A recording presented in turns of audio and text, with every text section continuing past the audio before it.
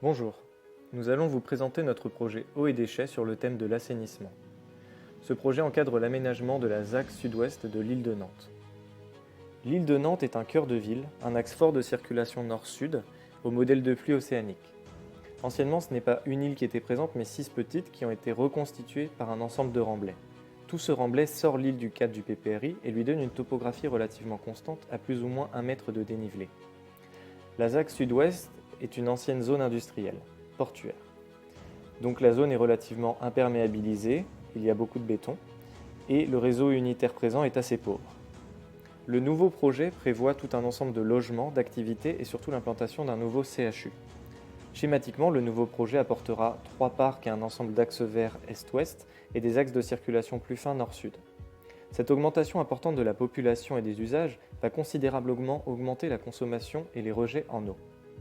Le contexte réglementaire impose un débit de fuite à 3 litres par seconde par hectare et s'appuiera sur une période de retour de 3 Pour concevoir et dimensionner nos différents ouvrages d'assainissement, il nous a d'abord fallu établir les diagnostics techniques concernant les eaux usées et l'eau pluviale avant et après projet.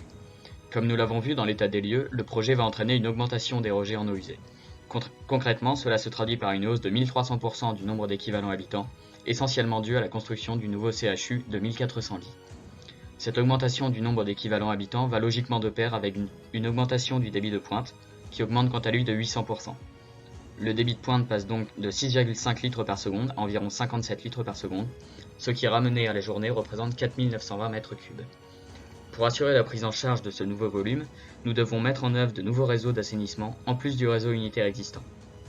Ces volumes seront ensuite acheminés dans 2 stations d'épuration, chacune pour la moitié du volume total. Ces 2 stations ont une capacité qui est en effet largement suffisante pour traiter ces nouveaux volumes. En ce qui concerne les eaux pluviales, le débit de fuite autorisé est de 265 litres par seconde, compte tenu de la surface de la ZAC et de la réglementation qui nous autorise 3 litres par seconde par hectare.